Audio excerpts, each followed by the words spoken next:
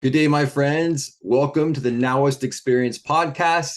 Today is going to be an amazing 45, 50 minutes. So strap in, get ready. I've got two of my dear soul brothers. I call them just individual lights in the world, but when we all get together, we start this fire. So I'm just so blessed to be here with Nick and Nitin. So first, Nick Palladino. Nick is known as a coach's coach and sought after for his honesty, ability to hold non-judgmental space, and transformational and healing presence. He coaches worldwide athletes, CEOs, entrepreneurs, and conscious leaders worldwide. And then Nitin Garg is a certified master life coach, Kriya Yoga Self-Realization Fellowship. He's a certified yoga teacher, Sri Yoga, and a climate leader. I was blessed to be on their incredible podcast, which I highly recommend, Conscious Conversations with Nick and Nitin. Check that out on wherever you get your podcasts, Spotify, Apple Podcasts, wherever you get your podcasts. Check out Nick and Nitin. Without further ado, my brothers, Nick and Nitin. Namaste, my man. Namaste. Hey. Thank you for welcoming us. Hey, man, you deserve all and more the accolades because I'm so inspired by both of you. I was blessed to be on your podcast. I don't know how long ago that was, but there is no time in a divinely organized universe. So it happened right now, like it is right now. There's no time. I'm just inspired today to talk with you souls about detaching from outcomes. I think this world, as we're winding down 2022, is so caught up in making things happen and get it done. We got the holidays coming up. People have to buy gifts and make more money and get so caught up on creating those relationships with people or closing those deals and getting your emails and your appointments done. I just think the stress, which, you know me, I'm all about living in the present moment. If we can help people detach from outcomes. I know I struggle with it. I work on it every day, and I'm sure you both do as well. I just want to have a quick kind of conversation round robin about how you use the detachment outcome modalities in your life. How do you get out of the worry of getting things done, of goal setting, accomplishment, tasks? I just think that it's such an underplayed conversation in most people's podcasts, lives, interviews, wherever people are talking about spiritual practices or best practices for life and how to be happy and fulfilled and out of overwhelm and stress. I think it's just a conversation that needs to be had. So what do you know? Let's go. So much of Take it away, man. Yeah, happy to jump in. So, feel like just to set the context, so much of the world has been shaken up over the last couple of years as we've all gone through, what Billy, you call the COVID cocoon, literally the massive COVID bubble that we've all gone through. And not to say that it didn't affect people. Of course, it affected millions of people, so vastly, but it really shook our expectations. It really shook all those goals and outcomes we were probably strapped to, and really shook us to our core and said, okay, well, if everything can flip on a dime as it did, what happens to all of those expectations and outcomes and all those company goals and strategies and plans? And people know they had to rework a lot of that. Everything was kind of shifted in various ways. For some companies, it was actually an opportunity, and for individuals as well. And for others, it was a massive challenge, unlike they've seen anything else in their life. To date, even right now, what's happening in various parts of the world, what our brothers and sisters are going through in Florida right now, or all of our families and friends going through this crazy war in Europe, with constant change around them and all over the world. There's so much happening all over the world. Often our outcomes, whatever we may plan, are getting completely shaken up. It's not to say that we shouldn't plan or that we shouldn't think about where in life we're headed, but it's also good to just recognize that we are part of this larger reality, and then things will shift, and they do. There are many famous sayings out there. Is you can plan all you want, but when it comes to the actual execution, that's when reality is determined. That's similar with our outcomes. We can plan all we want, and we should to a certain degree. It keeps us on our toes. It keeps us honest with where we want to take our life. but then also stay true to the fact that, life's going to unfold as it will, because there's a million other intentions just like yours that are unfolding at the same time. And how you're going to intersect with those as you go through each day is going to be unique. It's not going to be just, what you thought of in your brain. Oh yes, that's so good. Thank you, Nitin. That's right on point, brother. Right on point. I'm reminded of Mike Tyson's quote. To paraphrase, he says something like, "Everyone's got a plan until they get punched in the face." Truth. It's perfect. You know That's what I mean? so In right terms on. of like Exactly. we all got punched in the face the last couple of years. Hmm. And Nathan, as you're talking, I mean, it hits home to me, man, of one of my main practices is non-attachment. And this is something I've got 15 years in on. And to Billy, to your point, man, it's a daily practice. And I believe it's a lifelong practice. Like something I really, really struggled with the last couple of years was I own a physical fitness and yoga center in San Francisco. And as of like this month, we're just getting back to the income we were making 2.5 years ago at the beginning of COVID. And you talk about expectations and goals, and excitement and all these things that we had built, which overnight were pretty much taken away by an act of God. Sometimes I think it would have been easier to deal with that if it was our mistake, if it was like we were running a bad business or we were getting terrible Yelp reviews or something we could own.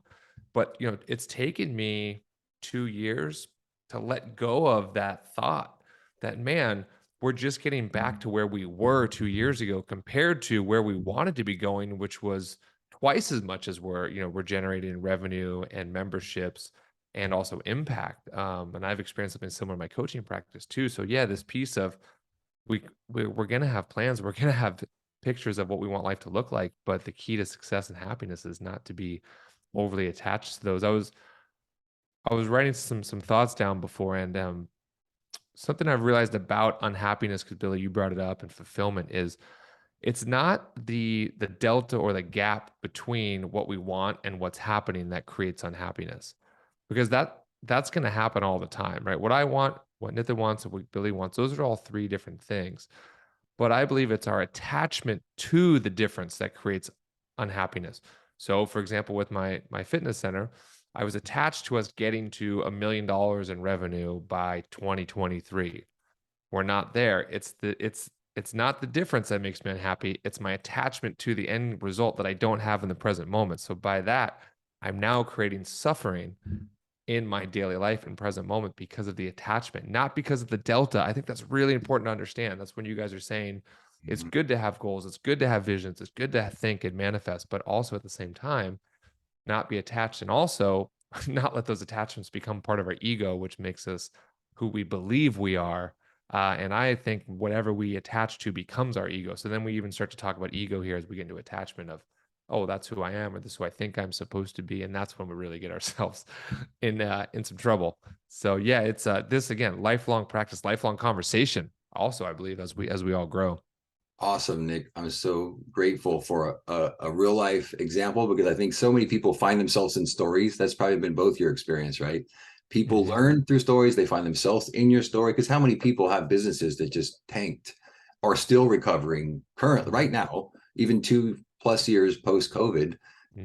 But what are you doing, Nick? What were you doing in the last 2 years? Because I know you're a phenomenal coach, and you have a great business, and you have a wonderful framework and a way to work with people. You work with so many different levels of people at so many different levels and different professions and places they are in life.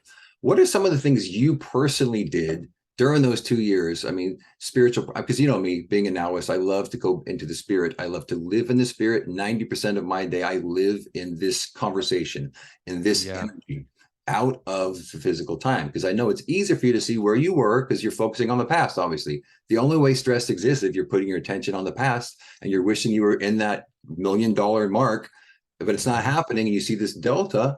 But what did you do as a practice, as a way of life through the last 2 years that was really successful for you, and something that you can give to our viewers and our listeners right now to use in their life right now? Yeah, I love that question, Billy. And also to acknowledge, I think a lot of times something that I don't like about the coaching world is I think a lot of us coaches are putting ourselves on pedestals. Yeah. And we're saying, look at us, look how enlightened we are, look how spiritual, look how successful we are. And we're kind of setting people up for failure. And I really think it's important for us to be honest and vulnerable and share, hey, we're people, we have challenges, we're going through things, and that makes us real, which makes our lives a story that people can learn from, not compare themselves to, but learn from. You talked about the COVID cocoon. I really took advantage of that, to tell you the truth. So right around the time of COVID, something I had wanted to do for a long time and I wasn't doing was I wanted to not work on Fridays and I wanted to not start work until 10 a.m. Those are two things I'd been talking about for a couple years. And 2020 hit and it was like, wow, here's part of Nick that manifested COVID for himself, is because I've been saying for years, this is what I want. I want more space. I want more time with my family. I want to be more in, my teachers would call it, he was calling it cave time or family time. So I heard that message. And what I did is I doubled down on my practices. And I've kept this now through to today, is from 8 a.m. to 10 a.m. in the morning is for me. It's for no one else. And I think some people can hear that and maybe go, oh, well, that sounds kind of selfish. And where I would push back on that is I believe it's actually selfless. It's taking time every single day to put myself first and give myself the best of me before I give it to the world, and take 2 hours to shower, to do breath work, to do meditations, to do mantras, to do visualizations, to really take time to talk to myself about how I want to show up in the world. And that can shift daily, but really touching on that center piece of me of why am I here? What am I doing? What's my mission? And how am I going to go live that? And then after that, fueling myself with something healthy, taking some time to relax, having a moment to connect with my wife. And then at 10 a.m., okay, now the world, now I'm open to the world. And that's been hard. I would say I've probably lost business because of it. I've lost, I maybe I look a little selfish, but it's okay because those 2 hours are now training me to get prepared for the day, so that when life gets tough, when things push and pull, I feel like I'm in a better space and place to respond from a place of presence and awareness. So that's really what I did, Billy, was I doubled down on my own practices and my techniques and really said, okay, this is what I've been asking for. Am I willing to now do it? Am I willing to walk the walk? Because I've been saying I've wanted this, and now to keep that going it's been transformational, to say the least. Well, I love so much about that, Nick, and thank you. That was just perfect for, I think, people knowing that you only, first you take responsibility for it, which you did, right? You knew, okay, something is, I'm going to have to do something to get through this. You're aware, because I believe awareness is the key to all the transformation. Step one is awareness. Absolutely. Realize you're in stress, realize there's a gap, the delta you called it. Realize awareness is the key, always step one. But then to step two, it's like, okay, what am I going to do? I'm sure you let your intuition, which I believe, when you're praying to source, to God, you're sending out this prayer, your intuition is that answer. And you're so, spiritual teachers tend to be really in tune with that. So knowledge is, there's no time. There's just this infinite now and this infinite opening of knowledge and downloading. And so you just instantly go, I'm going to double down on my habits, priming in the morning, which makes so much sense because it gives you that spiritual immunity through trauma, through stress. I mean, you have physical immunity. I'm sure you were doubling down on C, D, zinc, quercetin, all this stuff that they were feeding us, the cocktails to get our physical body. But the virus, right? The virus was deadly, but the virus of fear was way more deadly, which is a psychological state. And if you can double down like you do and have continued to do on your spiritual immunity, on your routines, on your habits, on priming yourself for the day, how do you get through that day when the stressors come? You're already primed. You're like your Mr. Universe. You're already just pumped up. Your soul is like sculpted with all of this incredible strength and power. And that's so smart. That's such a simple thing. If anybody's listening or watching to this, wondering what you should do right now in your life, double down on your good habits in the morning. Double down on your meditation, your breath work, your prayer, just like Nick was saying. Double down on being with your spouse, your significant other, your relationship. Pay it forward to other people. Make sure, yes, you're being selfless. I'm committed to that.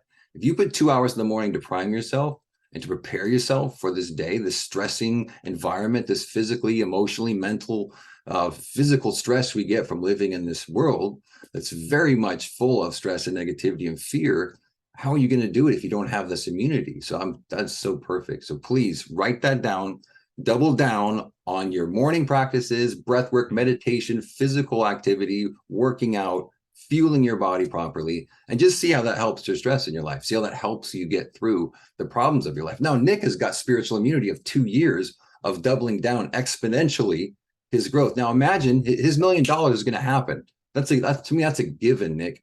You cannot put that intention out into the world. The law of attraction is never broken.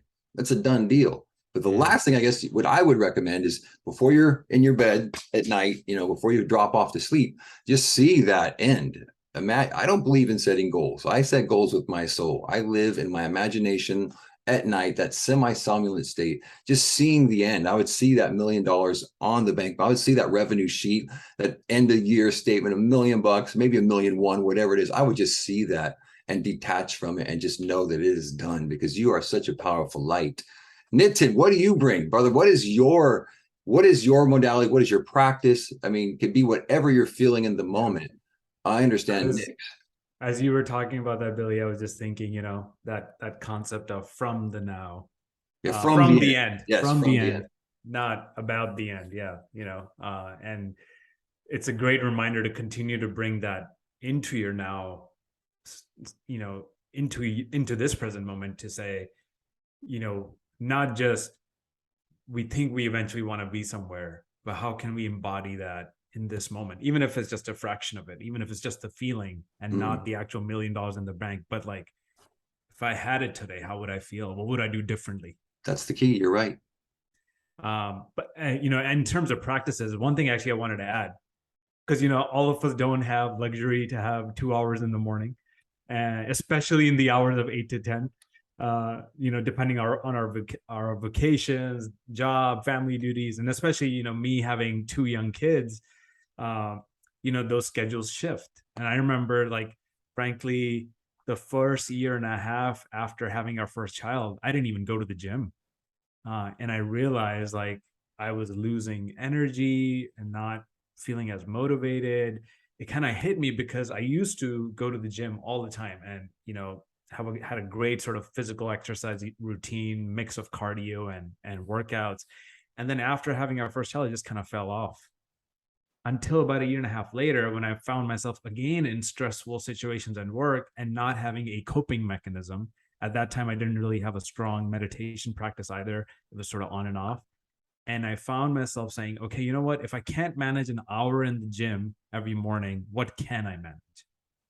And it turned out, okay, it was going to be a 10-minute YouTube video while I just gave a bottle of milk to my son. And while he finished the bottle of milk, I'm going to do 10 minutes of exercise. Love it.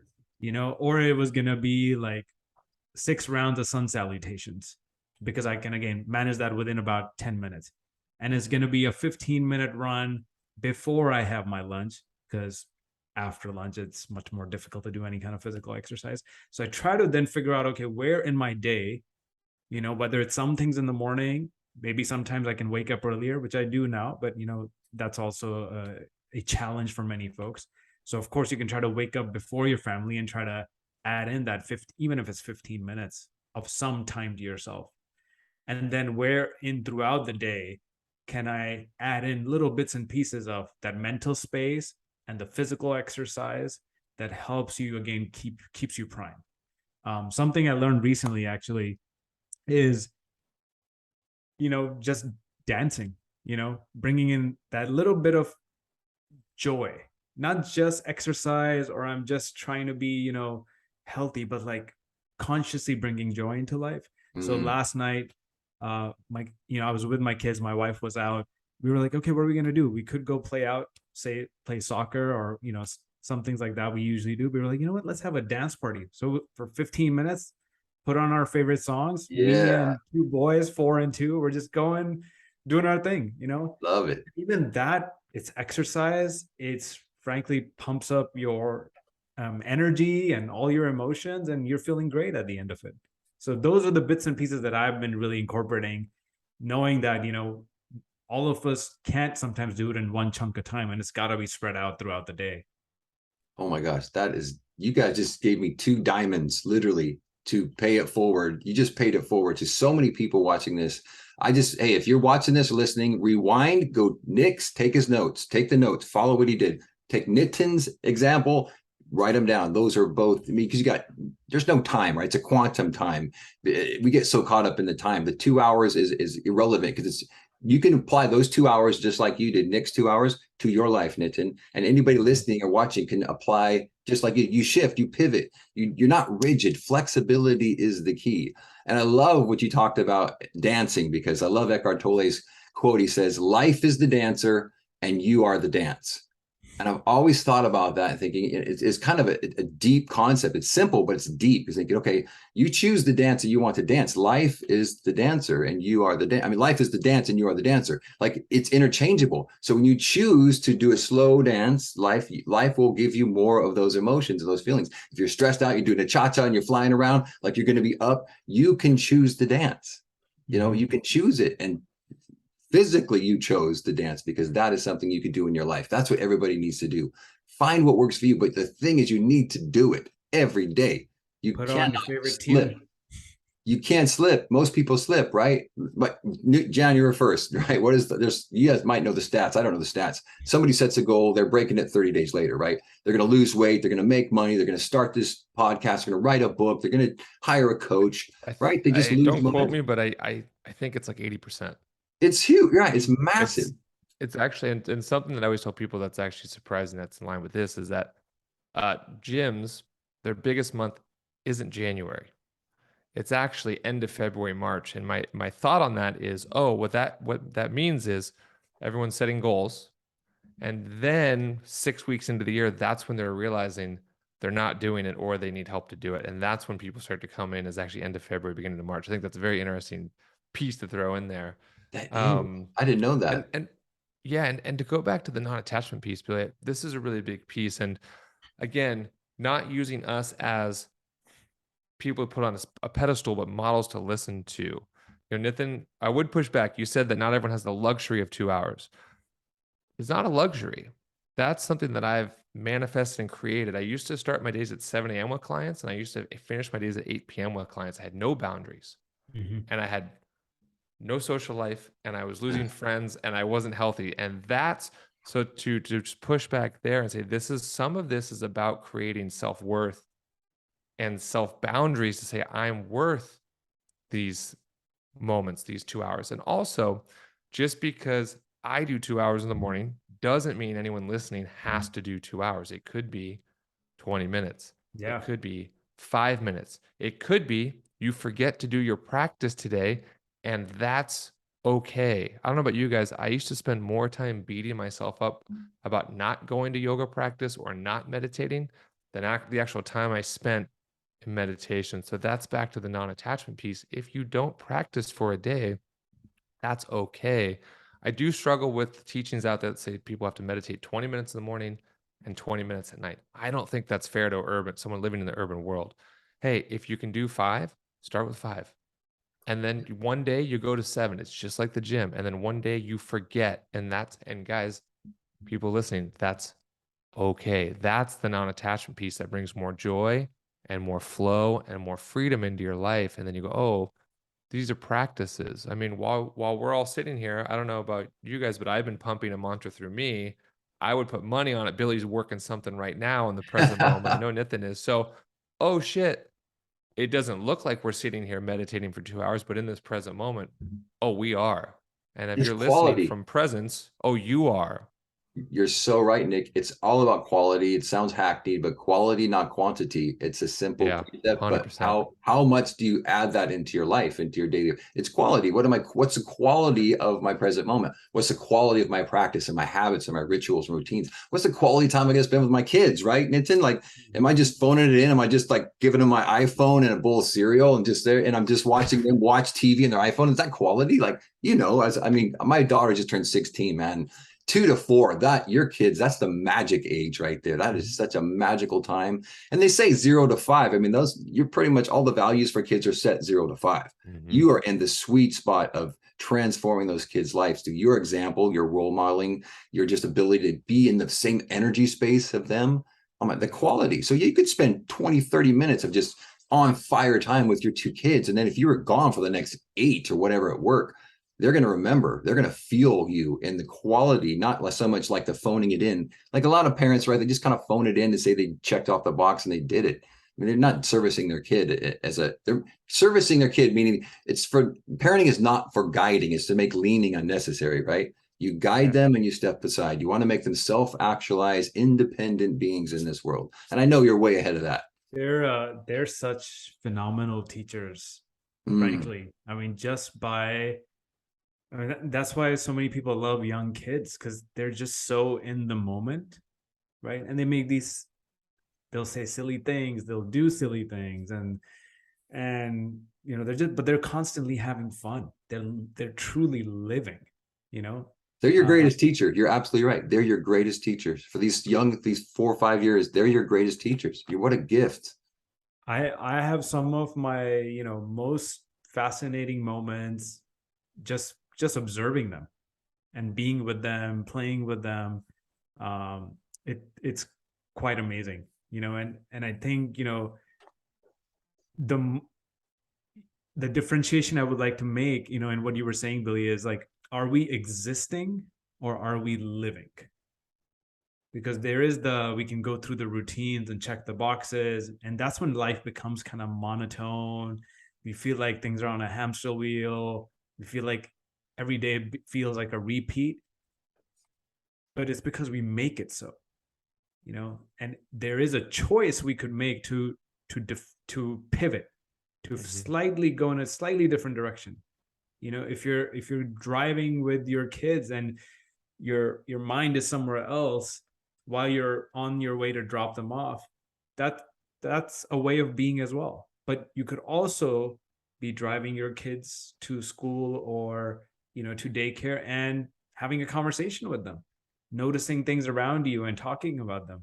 It's funny because my sons will pick up all the time. It's like, oh, there's a school bus, or there's that Mater tow truck from Cars, and we'll just start giggling and start having fun moments about that. They're teaching you, aren't they? They're teaching you in those moments. Moment to moment awareness. They have it dialed down, and they're such a great teacher. We're all born Now-ists. I love Emerson. He says, our birth is a sleep and a forgetting, right? Our birth is just a sleep and a forgetting. So we wake up and we start going through the world, and the world conditions you, but you are in that sweet spot with those 2 to 4-year-olds that don't care about the world. They don't care. They're wide awake. They just came from the infinite divine world. They're so fresh and they love it here. And they want you to, I think, be more like them. Without them knowing how to articulate that, they're trying to get you to join them in their high flying disc. As who's that? Abraham Hicks says, get on your high flying disc, and then make your decisions in life. Then make your family interactions. Then talk to your wife and your kids, or make that business decision. Be in that high. They're always there, so that's why they're your best teacher. I had my little one. I still live in that childlike bewilderment with her at 16. And she's, at 16, she's in social media, she's in sports, she's just started driving last month. She just turned 16. So it's incredible as a father and someone who's been living in this method of Now-ist, living as a Now-ist, and by osmosis, seeing her, it's so rewarding to see her not become changed by the world, as that Emerson quote states, to let the world make you old, make you make you something like them. E.E. Cummings, I just love quotes. He says, to be nobody but yourself in a world that's trying day and night to make them exactly like them is to fight the greatest fight and to never stop fighting.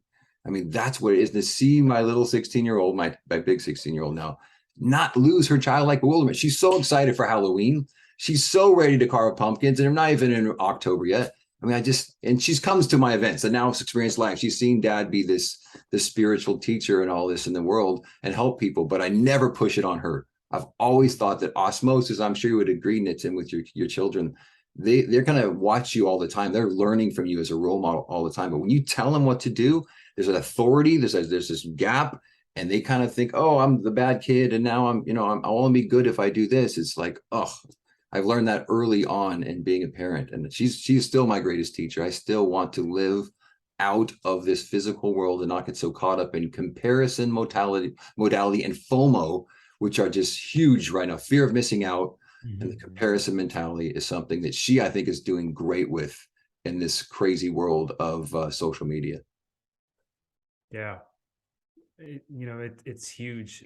Especially you're obviously dealing with way different dynamics, at that age, with a child. But yeah, they're really just, they're observing us, they're learning from our example the most, less so from what we tell them or tell them not to do, but really like, oh, when this happened, this is how, dad chose to act, or this is what mom did. And here's how we treated someone that we know, and here's how we treated someone we don't know, a stranger. So when you're out there and you see someone who's in need and you help them, your kids are learning, they're soaking that up, and it's becoming their own DNA and way of being. I remember, Billy, when you talked about PIF packs, the paid forward packs, and how you do that with your kids to give a pack of essential goods to someone who may be in need. Like that right there, that example is what your kids are going to remember for the rest of their life, and they're going to embody that. And like, okay, when I have everything I need, how can I give back to the world, whether it's in the form of a PIF pack or something else? Amen, brother. I'm so glad you brought that up, because my daughter is 16. I taught that lesson. I was taught her when she was 3 years old. And I went through the whole long story, and you saw it at the Now-ist experience live. Thank you, by the way, for binging, or not binging, but taking that chunk by chunk, the 20 hours of teaching that was that live event we did in May. I loved it. But what's amazing right now, thank you, brother. Right now at 16, PIF packs live on. She has this community kind of team leadership program that she's doing, and she's initiating this PIF pack process through the whole county of Santa Barbara and city of Santa Barbara, getting businesses to donate the goods so we can give these to the homeless, the young kids for the first day of school, or for like Christmas presents, to give PIF packs. So she's taking this ball and running with it. I couldn't be more proud. This many years, 13 years has gone by, and it was such a powerful thing. And her, like you said, her DNA, it's who she is now. It's like a fish in water. Through osmosis, she's become one with it now. And she gets the joy of giving, and now helping more people learn the joy of giving. And just hopefully it will become this ubiquitous thing where people just, the idea of PIF packs and the idea of giving something away without even a thank you, without even acknowledgement, just because you want to give from your heart, out of compassion, out of love. And the world needs more of that, obviously, because of the trauma that we, you went through. You saw the emergence trauma framework that we went through. Do you remember that part of the emergence trauma? Was such a powerful module in the Now-ist Experience Live, because it taught people how to come through the trauma of the last 2 years, like Nick was telling everybody how he went through it and how he went through disappointment, overwhelm, but how he doubled down, and you changed your focus and you changed how you were going to be in the world. But when people can learn to give it away, I mean, that's what I've found in my life. When I feel sick, bad, sad, disappointed, I just find out how I can give to people, and that changes my point of attraction. It changes my whole day. So if somebody's listening or watching this, you want to know the first thing you could do to get out of depression, worry, fear, anxiety, disappointment, a breakup, financial hardship, just go find a way to be of service to those less fortunate, you that can't even give you a thank you. That's been the catalyst for me in my life. When I start going down a path, that works every time, 100% of the time. How about you guys? What do you do like to interrupt your pattern when you start getting in because we're talking about outcome, right? We're talking about detaching from outcome. So it's easy to start going down those rabbit holes, Nick. Like, what do you do like to interrupt your pattern when you start going those rabbit holes? Yeah, there's infinite ways here. Well, I would start with that I think that you started with awareness, Billy. That's the key. That's the first piece, right? We can't change a habit until we're aware we have the habit. We can't change our state until we're aware of the state that we're in. So I think there's a question, and this is a basic coaching framework of exploring the gap. How do I feel, and how do I want to feel? Or how am I thinking, and how do I want to think? And the first thing for everyone, and I don't think this teaching's out there too much, it's like, if you feel how you want to feel, then don't do anything. Like, stop tinkering with yourself. Stop thinking you always have to do something else to get it right. You got it right. So like, Celebrate enjoy that, that's like, we talk about that in yoga sometimes. It's like, at some point, like, you warrior two, like, you got it. Like, Yeah. down dog, guys, you got it. Okay. Stop trying to always mess with it. So that's the first piece, awareness, understanding how you feel. I think the next piece is, okay, how do I want to feel? So let's say, for example, let's say I'm feeling sad or depressed. Okay. Do I want to continue to feel like that? Maybe I do. That's okay. But if I don't, well, then what are some simple things I can do? Well, I can look up. We talked about that on our podcast last time. Simply look up, change your physiology, dance, stand up, run, shake it out, go to a mantra. My hack that I've developed recently is when I start thinking, I stop. And when I'm trying to figure out a problem, because I notice when I'm sad or depressed, that tends to be in my mind, either in the past or the future. So what that's telling me is I'm not present. I'm not in the now. So when I try to think my way through something, I stop because my mind is trying to figure out the problem that my mind created. And that is called a loop, my friends. The thing that created the problem is trying to fix the problem. So it can't. This is where we stop thinking, we get out of our mind, and we get into feeling our physical bodies or connect to source. So that would be my hack tip is change your state, recognize where you are, and then stop thinking. Get out of your mind, get into your body, get into the present moment. And yeah, whatever it is for you works. I was I thinking love that. before, as you guys were talking, there's a piece I really want to throw in here because you guys started talking about trauma and about suffering. And as I was thinking today, Billy, before our talk around non-attachment, there's a fabulous framework in the Yoga Sutras that has changed my life, and it's one that I think is applicable to this conversation perfectly. It's called Abiasa and Viragia. And Nitin knows this, these are companion practices. Abhyasa refers to effort or willpower or practice. I also think of it as 100% effort. Vairagya refers to letting go or acceptance or detachment. And these two are a companion practice where whatever we do, and if you all know Billy, this is how he shows up. This is how I have experienced you. Whatever you do, you're in the moment fully. You're giving all of yourself, mind, body, spirit, into the thing you're doing. And at the same time, you're not attached to the result. They say in karma yoga, you take your actions and you lay them at the feet of the gods.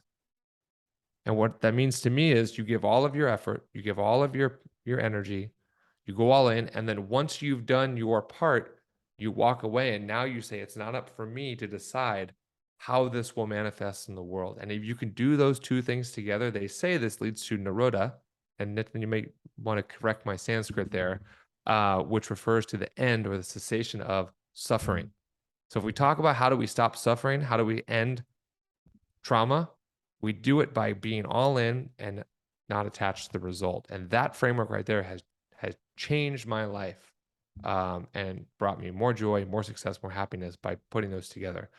It's not easy, and it is extremely simple. So I wanted to make sure we threw that in there because that has been a practice for me around non-attachment that has changed my experience and existence. And when I can touch it, that's when I find myself in the most present moment. Oh my gosh, Nick, that was just another diamond. Folks, if you're writing, I hope you're writing and taking notes to this episode, you're going to want to rewind it. Definitely write down what Nick just explained to you and described to you, because that is gold. That is something that you can transform your life today, right now. Write it down, implement it, make it part of your practice, double down with that every day. Like Nick talked about doubling down on his habits, double down with just that. I'm sorry, I don't remember the Sanskrit or the yogic Abhyasa and Vairagya, effort and non-attachment. And those aren't my words, those are Patanjali's words. Oh, so Patanjali. I'm simply I'm paraphrasing the great Patanjali sage. invented yoga, correct? He is the creator of yoga, is that correct? The eight-limb path of yoga, yeah, he was the original, saint that's credited with laying out the entire process of Well, Nitin, what I love so much about Kriya Yoga, because I'm a huge Paramahansa Yogananda fan. I've listened to and read the autobiography of a yogi maybe 6 times. To me, I love that thing on loop in my audiobook. When I'm whatever I'm doing, I just thought I'll put it on and just let it go because I'm just blown away by the mystical aspects of and the practicality of the things that actually occurred in his life through his autobiography. I learned so much from that. So you studied Kriya Yoga, which was Sri Yukteswar, I believe, taught Paramahansa Yogananda Kriya Yoga. But the fact that you're a master practitioner, please tell me a little bit about Kriya Yoga in our audience. Well, hopefully a master, but definitely a practitioner. It's really about centering yourself within. When there's the way the Self-Realization Fellowship, which was the organization started by Paramahansa Yogananda, is structured, is essentially it's aimed at what's called householder yogis. So you're not meant to go down this path as like a renunciant and you're going to give up the rest of your life. This is a path meant for folks that are in the world, family duties, working, trying to provide and make a difference in the world, but at the same time realize that there's a deeper undercurrent to life and they want to connect with that and help them actually, as a result of it, be more effective in the world while not being off it. We often talk about that distinction. The way the path is laid out is you actually go through a series of home study lessons. It's 18 lessons that you study on your own, and it essentially talks about all the sort of foundational aspects of establishing your spiritual discipline. And then there's meditation alongside. So there's a basic meditation that starts to help you connect with the breath. That's kind of what I go to default when, if I'm ever trying to interrupt a pattern, which is one, pause, right? Create a little bit of space. And then to start out with, even just focusing on your breath, that simple inhale and exhale. In a lot of yoga meditations, we do a so-hum meditation. And so that's a mantra that can be used, just chanting so on the inhale, hum on the exhale, is supposed to sort of help you calm your breath gradually. Then that creates the space for you to be able to observe that which is what you're doing and how to potentially interrupt it, right? So if you're going down a rabbit hole of frustration or anger or a certain action that you didn't want, maybe you chose not to drink today and all of a sudden you feel this massive urge, this can be used to break that as well. Alongside that, once you've actually gone through these 18 lessons and you've practiced the basic meditation techniques for a year, you then have the opportunity to commit yourself to a life of Kriya Yoga. And that's when actually it's an application. And you are then at that point in sort of agreeing to embody Paramahansa Yogananda as a guru in your life and to help him guide you on your spiritual path. And that's when you can learn Kriya Yoga and really go deep on the technique. I can't talk, of course, too much about the technique itself because it's only meant for folks that want to commit themselves to the practice. But at the core of it, it is about becoming more centered within. We always talk about the spine as the gateway to the heavens, and the energy centers in the spine as the path towards connecting with life beyond what we see at the surface. And so Kriya Yoga is meant to essentially just accelerate your evolution, your spinal evolution, as you continue to embody that practice. Oh my gosh. And essentially take you down the path that Patanjali described, over, how many thousands of years ago. Yeah. That 8-limb path of yoga, where you're getting to a point, in your meditation where you're not even sure if you're breathing or not because your body becomes so calm. Getting to a point of one-pointed concentration, which wherever you put your mind to, you can focus on that thought or stream of thought endlessly. And then finally to the point that you can actually connect with the oneness that exists in all. That's kind of summarizing it at the very basics level, but that's what Kriya Yoga is all about. It's to pave a path for a householder yogi to actually attain what's beyond just physical surface life, but while not giving up all your duties in the world. Wow, Nitin, that is powerful. Thank you for giving us that cursory, broad view of Kriya Yoga. I know it's incredibly deep, and it's a practice. It's something that you commit to. And I love that you say you can't really go too deep into it because it's not like it's a secret society, but it's something that you have to give yourself to wholly. You can't just dabble with it. There's mastery, and there's people that kind of dabble, right? There's too many dabblers in the world. We need to kind of become, I think, working on it. We're all in this ascended master training. I forget who said that, but we're all in this ascended master training. So there's like an initiation. you're initiated into the technique. It's not, you can read it on a paper, Yeah. or whether you can fully embody it and, aligning the force of the masters to essentially catapult you in that direction is the other piece. And, I think partly what we're talking about is, when we were talking about success or outcomes, and the way we run our lives,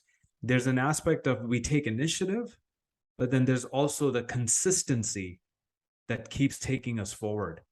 And both are really key. And that's actually the same thing with even, any spiritual discipline you follow, whether it's Kriya or otherwise, because yes, it's got to come with the initiative to make the time for yourself and sit in that meditation or whatever the practice might be. But then there's the consistency, the days when you feel great and the days when you don't feel so great. And do we create the consistency to go through both on the path that will be a forward upward trajectory? But we've got to stay consistent with that effort on a day-to-day basis. And hence why Kriya Yoga isn't handed out to just anyone, because you first got to go through a year and a half of self-study to prove that you are actually sincere. Wow. That is beautiful. I love that. And you can get to that next level to unblock you even further. Oh my gosh. Thank you for that. So to bring it home, Nitsa and I talked a little bit, Nick, earlier about something that I taught during the Now-ist experience live called Ho'oponopono. I think you're familiar with it, Nick. It's a Hawaiian. In Hawaii, Ho'oponopono means to clean or clear your energy. And to kind of dovetail into what Nitin was talking about in Kriya Yoga, personally, I want to just bring this home into this one last story and then maybe just touch on a few things with you, my little brothers. But I, 3 weeks ago, hurt my back playing golf. It was 100 degrees in Santa Barbara. It's never 100 degrees. And I just didn't warm up, and I went and I made this really crazy swing and I hurt my back. I had to literally I played 6 holes and kind of limped off the course. And I rarely have any physical issues. I'm quite healthy, thank God. But I have patterns and programs and, rituals and habits that I stick to. So it's rare for me to get hurt. So it's been 3 weeks and I still haven't been able to golf. But intuitively, talking about, the spine, talking about the energy centers, talking about the deep work that we do internally in the energy field of our body, that all connects to, we're all energy anyway. You and I and Nick all know that. But ultimately, the Ho'oponopono, I don't know, I opened myself up to how I was going to heal my body, because I was not going to take drugs. I wasn't going to go to a chiropractor or a doctor. And my wife and daughter thinking, what are you doing? You can barely tie your shoes. It's been 2 weeks at the time. What are you doing? And I said, you know what? I'm going to take responsibility and I'm going to heal myself. And I say that not to be vainglorious or egoic. They both know me, and I've been doing this for quite a while, that the Now-ist teaching. I said, I'm going to heal myself with my mind and with my spirit, and just watch. I'm not going to brag about it and tell them what I'm doing. So what I started doing was Ho'oponopono. I would just walk. I would take my dog Pepper for a walk. We live out near the beach. I take these long walks. But all I would do is clean on the energy that I was feeling, the pain that I was feeling in my lower back. It's only in my lower back. And it was so tight and so just like this ball of tension and healing. And there's probably no blood flow there. But I thought, this came through me intuitively. This feels right. So I would just say, please forgive me. I am sorry. Thank you. I love you, to that energy. And then I would allow my intuitive nature and my divine connection, source connection, to find out the next thought that came through me. And I realized that I was attaching some energy to my childhood when I was 7 years old. And I had to sit on the stand, look my dad in the face and his lawyer, look my mom in the face and her lawyer. And I had some childhood, that's what came up for me. So I started cleaning on that 7-year-old Billy Mandarino. I started clearing the energy around there. And it took me maybe a couple of days. I was doing it religiously. Like I would do it day and night. I would just do these long walks and just imagine the energy going there. And I was cleaning and clearing. And then magically one day, it like released. It almost like I felt energy and it burst. And I'm still not 100% back. I'm probably 90% back. But this was about 2 weeks ago. And the energy that was in that area of my body just transmuted and it kind of dispersed throughout my system. And I thought, oh my gosh, cleaning and clearing energy. And then Dr. Wayne Dyer, I learned the idea of doing something physically fixing something physically with an emotional or spiritual technique from Dr. Wayne Dyer. He says all chronic pain, back pains, neck pains, they're all psychological. They all come from some past trauma that you have not worked through. And I just intuitively and divinely, I guess I was given this gift from the angels, angelic forces, whatever, what have you. But I cleaned and cleared this energy in my back. So I send that out to people listening and watching this. I'm not a doctor. Full disclaimer: if you have problems and chronic problems, you need to be looked at. But I offer up to you my experience, which was to clean and clear, and it proved itself to me because it had to have been that trauma, because I put my attention on it. Once again, awareness is the key. I opened myself up to awareness. I felt the energy and the pain in my body, and I attached it to what was the pain from. And this timeless, now it showed itself as this trauma from my childhood. And then once I identified it, cleaned and cleared on it, allowed the energy no longer to resist, itself in my body, it just released itself. And it's just a mystical, crazy thing that just is so recent. And I just offer that up to you, gentlemen, Nick and Nitin. It doesn't have to be Ho'oponopono, but have you had mystical experiences like this that you cannot explain with physical healing in your body? Yeah, so many so that I couldn't name them all at this point. I can talk about one that happened just recently, because I think present moment is a way to roll on that. 2 months ago, I was at the park training, and I was finishing up my workout with doing some sprints. And I have a tendency to not finish what I start. So I was like, I'm going to do 5 sprints. I got to 4, and my mind starts going, you don't need to do number 5. It's fine. And I'm so the awareness piece, working on shifting a habit, a pattern. Go, no, that's it. Come on, here we go. You're going to do 5. And I go for my 5th sprint. I'm feeling great. And all of a sudden, boom, my hamstring snaps. And I got upset because I thought someone either shot me with a BB gun, or I thought a dog bit me in the hamstring. And I went face first into the dirt. So walk everyone through this. This is the first thing I did, is I caught my mind instantly trying to go into the future. My mind instantly tried to go to, we're fucked, hamstrings torn, now we can't work, now the business is going to struggle, now I'm homeless. So this is the key first piece, is watching your mind's tendency to want to go out of present moment into the future, and then lay down more material for you to work. So that was the first piece. I just laid there on the ground for like 5 minutes, and I didn't move. And I did my best to not judge the experience. And then I was like, okay, now I don't know what I'm going to do, because I can't walk, my hamstring's torn, and how am I going to get to the hospital? So called an Uber. A guy at the park had to carry me to the Uber. I get wheelchaired in, go to the ER. Doctor goes, yep, this thing's torn. Oh. I've never been in so much physical pain in my entire life. Can't walk. My wife had to bathe me for days. And then about day 3, I'm like, okay, this isn't working. Like, this isn't working for me. So I call my guru, and him and I do a healing session over the phone. And I'm not going to actually share the technique, because kind of Nathan's point, this is more esoteric stuff. Him and I do a technique over the phone, similar to Dr. Wayne Dyer, going into the body with the mind and healing the hamstring with the mind. I go from I can't walk, I can't move, to I wake up the next morning and I can stand up. And I'm going, okay, that's not possible. I couldn't move, and now I'm standing. And the second I got to standing, I go, well, if I can stand, I could probably start to walk. So the next day, then I started to walk. 3 days later, I said to myself, you know what? I'm limping, and I'm limping to get attention. I'm limping to get sympathy. I'm limping to get all these different things. So again, catching my mind jump out of present moment. So I tell myself, stop limping. And I stop using the crutches. And I walk into my gym the next day, and one of my staff goes, where are your crutches? And I go, I don't need them anymore. I told myself to stop limping. And the whole gym just like kind of looks at me like I am insane. And he looked at me and winked, because he knew that I had caught something in my mind about the power of healing. I go to my doctor. He's a friend. He does an ultrasound on my hamstring, and he's looking at my hamstring, and he's looking at the ultrasound, and it's about 25% torn at this point. This is probably 10 days later. And he's looking at me, and he's looking at the ultrasound. And then he looks at me and he looks at the ultrasound, and he's going like, this isn't possible.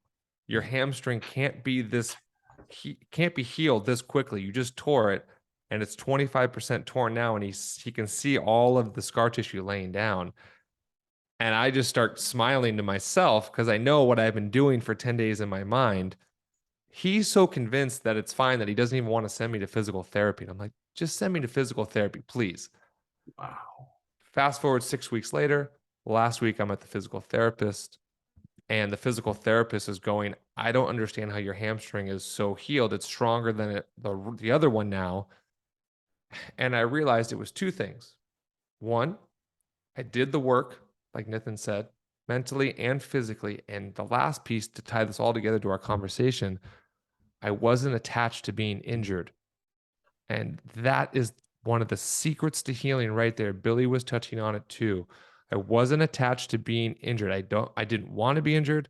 I had learned what I had to learn from it. I pulled off a miracle. And now, can that be enough for me to say, wow, I have the power within me to heal myself? Can I not doubt that? And can I move forward with my life? Because I wasn't attached to being injured. And if you can do those things, believe in yourself, get present, and not be attached to the pain, you will find, and I don't usually say things like this, but you will find that pain will leave your body instantly. And I know, Billy, you have a fantastic story about healing yourself and saving your life, saving your own life. But this is real stuff, team. Wow. You got to trust yourself that you can do this and that it's real. And then when it happens, share, because now we can say, hey, this is real. This happened for me. I know it's true. It's happened for Billy, and yeah, real stuff, real powerful. Healing's real. It's in the mind. I 100% believe that. Nick, wow. Thank you for sharing that, man. That is life-changing. If you listen to that, folks, if you're listening, please take notes. And then maybe go to Nick's website and hit him up. So maybe he could coach you privately and teach you a little bit about that with his yogi or our guru master. Sure. Oh my God, there's so much in that you did that was mystical. And that's what I love. I love the unknown. I always said the unknown is where the growth is. If you know, it's not enough. You need to go to the unknown. You need to stretch yourself. And these concepts, I'm sure, are crazy for a lot of people listening and viewing this. Like, what? Billy Hills is back. I'm sure I tore something too as well, or strained something really bad. Nick's got proof that he tore his hamstrings 25%. My best friend Neil, he just tore his rotator cuff. And same thing. He was the moment man. Nitzen, you remember the moment man from the Now-ist Experience Live, my best friend? He just called me yesterday. And he went through the MRI, the COVID cocoon, the coffin that I was in for 4.5 hours. He had to go in a half an hour. And he said he almost lost his mind. But he was using some of the techniques I taught him. So the doctor proved it. He went to his MRI, his old MRI, his new MRI. He tore his rotator cuff. He does not need surgery. He is the power of your mind, like Nick so eloquently just explained to you through his journey. You're so much more powerful than you know. The unknown is where the growth is. And find people like Nick and Nitin and myself. Find people to help you through your physical problems. Don't just go to a Western doctor. Yes, do that if you have to. But your power, internal power, your mind-body connection is an energy. It's a spark. It's a universal divine spark that you can use to heal your life. Physically, emotionally, socially, spiritually, financially. You can cover everything. But you need to know that you're more powerful than you know, and give yourself that gift, the gift of just the knowledge and the awareness of that, and then apply it. Find people like coaches like Nick and Nitin that can help you go through that and navigate that. Don't just go to the medicine cabinet and grab the pill bottle. Don't just pop the hydrocodone or the Advil or the Aleve and just think, oh, I'm just going to put Band-Aids on it. No, do the deep inside work. Then you change your life. And then you have a story like Nick. And I know Nitin's got one for me too. Bring it on, brother. I knew you were going to go there. Actually, a quote that was popping up for me as you were talking, Billy, was, seek and ye shall receive. Right? If we're seeking the medications, we're receiving the medication. If we're seeking deep inner healing, we shall receive as well. I don't have any crazy mystical stories to share, Billy, but I think the thing that I will share is there is like true grace upon us. And I think acknowledging it and learning to be with it moment to moment can bring healing, even if it's not as drastic of as an example that Nick shared, for the rest of us. Acknowledging that you're part of a larger universal force and tapping into that force for what it is that you desire, right? Seek and ye shall receive, and it will come forth for you. The example that I can share, and I actually shared this story with Nick recently, was only a couple of years ago, I truly recognized the power of something I went through much earlier in life when I was 13. And I had hepatitis, and I was on the bed for 3 months. Every week I was losing weight and just losing energy, to the point that my sleep cycles were so messed up that I would sleep all day and be awake all night. And it was just, I only recently recognized that, like, I almost died at that point. When I eventually, after going through rounds and rounds of doctors and, all kinds of medical professionals, finally came to like this expert that the only thing he treated was hepatitis. And what did he give me? You want to know what his prescription was? After having been on so many medications for months and it wasn't working, he said, stop all the medications, take a multivitamin a day, just the basics, and believe that you will be healed. Eat what you desire, drink what you desire. Don't give your body anything that doesn't feel right. So listen, be present with yourself. And that was the healing. And from that point onwards, over the next several weeks, with this disease that I had been on the bed for months, I started to heal. My blood test changed. I forget what the chemical was that they measure, but it started to go down. My skin pigmentation started to change. Your skin becomes very yellow in that during hepatitis. It started to heal itself, and my body healed itself over the next several weeks. After, a few months after that, I actually was traveling to the States for the first time to reunite with family. But it wasn't an overnight miracle, and I wasn't even really doing anything super consciously. But after having met that doctor who took me off of all these medications, there was this big conversation in the family of like, what is this guy doing? And why is he telling you to eat anything you want? But people trusted him because he had been part of many of these miracles himself. You became the miracle, right? You became the miracle for yourself, ultimately, right? Exactly. I think, and it took an intervention from a person like that to say, believe that you can be healed, do the basics, be in the now, and it will occur. Let the grace flow through you, and it will heal. Your body is meant for health. Every cell in our body is meant to create health, not disease. It's as Bruce Lipton, I know, Billy, you know him. Bruce Lipton talks about how the environment around us, if we're letting that completely embody within ourselves, can create disease. And our thoughts and the emotions we continue to cultivate is that environment for majority of our cells. So when we start to change our thoughts, our emotions, we're creating a new environmental possibility for the rest of our body, hence our cells shift. Now, in Nick's case, it sounds like he was able to amplify that to 100x and achieved amazing results, right? And we can do the same. We can at least start with changing our thoughts, changing the mental patterns, creating that new environment for our body so it too can know that is meant for health, a healthy outcome. That's what's so amazing about it, is we have the chemistry in our body, the pharmacy in our body. There's enough in there to fix, obviously Nick's torn hamstring, my back, your hep C. There's chemistry, there's a pharmacy in your body. You just have to upregulate the DNA expression of it. I believe that's what Nick did, that's what I did, that's what you did. But all it took was a catalyst, right? Which was awareness. Somebody just, hey, dummy, wake up. You are more powerful than you know. You have the ability to heal yourself right now. Like the snake healers and these faith healers and these gurus that come, like Paramahansa Yogananda, Autobiography of Yogi. You know all the miraculous healings that happen in that book. So viewers, listeners, go download Autobiography of a Yogi from Paramahansa Yogananda, or go buy the book.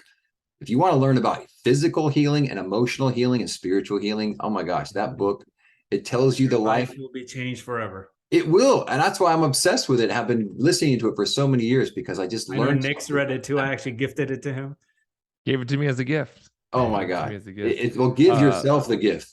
People. Last thing I can offer, just a quick technique here as you guys are talking about healing through the mind and into the cells, is close your eyes, turn inward, and bring your mind down into your cells and see them or sense them or feel them or whatever it is that works for you. And then in your cells, you can use the mantra, I am health, wealth, peace, and happiness.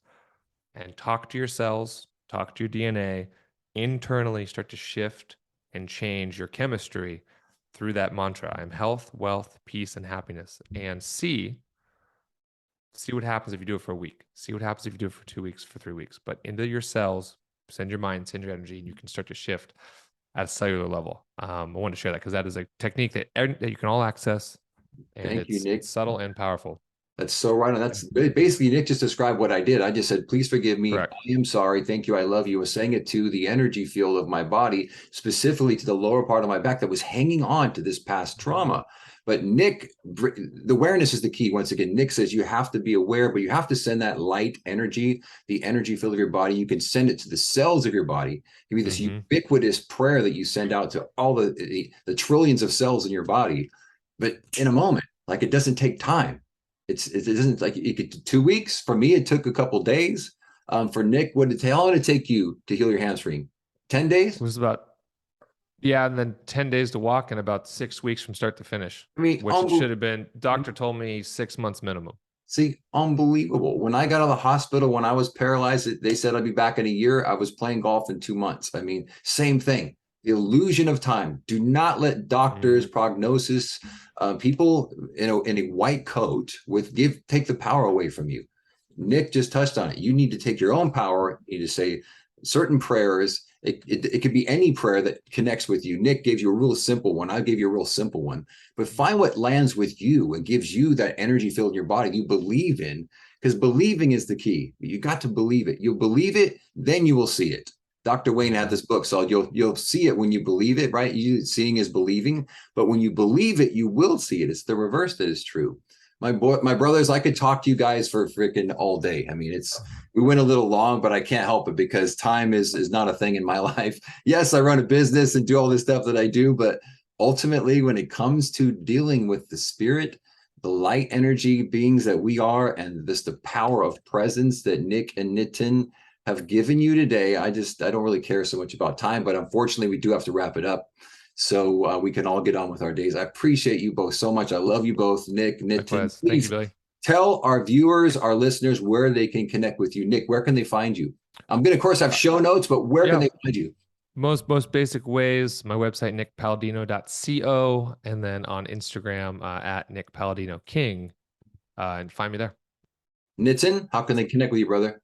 Yeah, you can go to my website, which is Sunkulp, sunkulp.com, and you'll see all about me, and happy to connect anyone that's looking to elevate their own journey. My brothers, I cannot thank you enough. Words don't do the justice to my heart right now and how I feel so grateful and blessed by both of your wisdom, your words, your presence, your energy. Just what we allowed to come through today to serve people was magical and mystical and amazing. So thank you. And wherever you are today, I'm wishing you all the blessed. Thank you so much. Peace to y'all.